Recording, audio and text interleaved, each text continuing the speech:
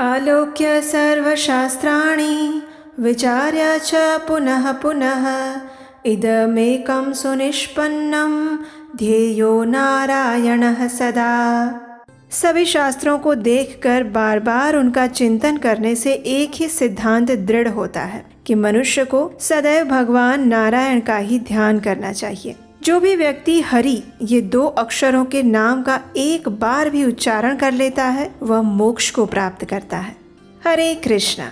भगवान श्री हरि नारायण समस्त सृष्टि के पालनहार हैं। उनकी सेवा, पूजा और आराधना करने से मनुष्य सर्वोच्च मोक्ष भी प्राप्त कर सकता है। और ऐसे ही भगवान नारायण को समर्पित है पूर्णिमा तिथि, जो कि प्रत्येक मास में एक बार आती है। इस बार आने वाली पूर्णिमा तिथि कुछ विशेष है, क्योंकि ये माघ मास के अत्यंत पवित्र समय में आ रही है, जिसे माघ पूर्णिमा या फिर माघी पूर्णिमा भी कहा जाता है। इस माघ मास की विशेष पूर्णिमा के अवसर पर किया गया दान, स्नान और जप मनुष्य को अक्षय पुण्य फल प्रदान करता है। इस दिन जाने अनजाने में भी अगर कोई पापी मनुष्य भगवान श्री हरि के नाम का स्मरण कर लेता है तो उसके समस्त पाप नष्ट हो जाते हैं। तो चलिए आज के इस विशेष वीडियो में हम देखते हैं कि इस बार माघ मास की पूर्णिमा कौन से दिन आ रही है। इस दिन के शुभ मुहूर्त कौन कौन से हैं। प्रत्येक वर्ष माघ मास के शुक्ल पक्ष के 15वें दिन को माघी पूर्णिमा के नाम से मनाया जाता है। इस बार माघ मास की पूर्णिमा आ रही है 12 फरवरी 2025 बुधवार के दिन। पूर्णिमा तिथि का आरंभ हो रहा है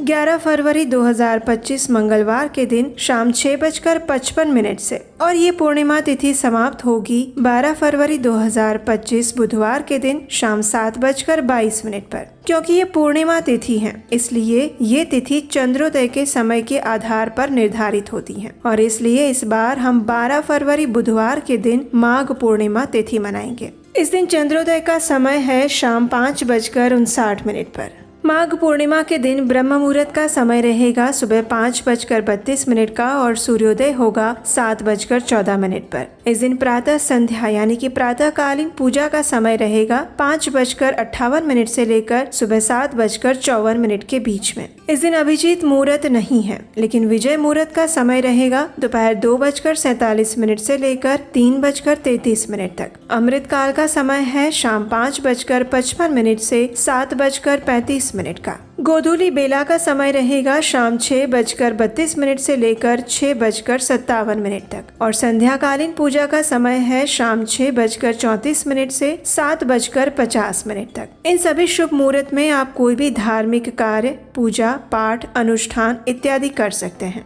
इस दिन सुबह 8:07 तक विशेष सौभाग्य और शोभना योग भी बन रहा है, जो कि किसी भी शुभ कार्य के लिए अत्यंत पवित्र समय माना गया है। इस दिन शाम 7:35 तक आश्लेषा नक्षत्र रहेगा। इस दिन राहु काल रहेगा दोपहर 12:35 से लेकर 1:59 तक। इस दिन सुबह 7:05 तक भद्रा का वास पृथ्वी पर होगा, इसलिए इस समय में कोई भी शुभ कार्य नहीं किया जाएगा। इस दिन अग्निवास पृथ्वी पर रहेगा शाम 7:22 तक, यानी ये समय किसी भी शुभ कार्य के लिए अच्छा माना गया है। माघ मास हिंदू शास्त्रों में अत्यंत महत्वपूर्ण बताया गया है। इस मास में किया गया कोई भी जप, तप, दान और पुण्य मनुष्य को अक्षय फल की प्राप्ति कराता है और ऐसा कहा जाता है कि इस परम पवित्र मास में आने वाली माघ पूर्णिमा पर सभी देवी देवता पृथ्वी लोक पर आते हैं और पवित्र नदी में स्नान करते हैं। हमारे शास्त्रों में भी कहा गया है कि इस मास में 3 बार स्नान करने से अश्वमेघ यज्ञ के बराबर फल की प्राप्ति होती है। पूरे महीने का माघ स्नान करने से भगवान विष्णु अत्यंत प्रसन्न होते हैं और ऐसे ही माघ पूर्णिमा तिथि पर स्नान और दान देने से और भगवान श्री हरि के नाम का अधिक से अधिक जप करने से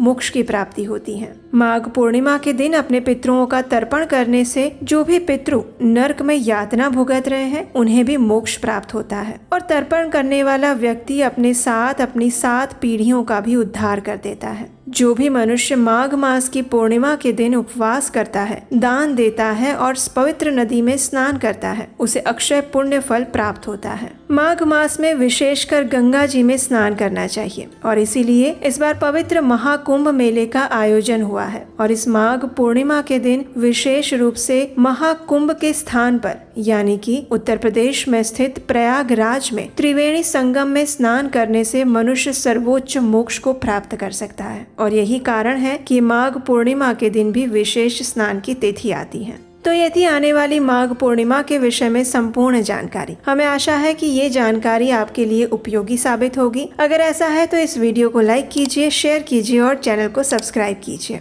और हम आपसे मिलेंगे माघ मास की पूर्णिमा की विशेष पौराणिक कथा के साथ।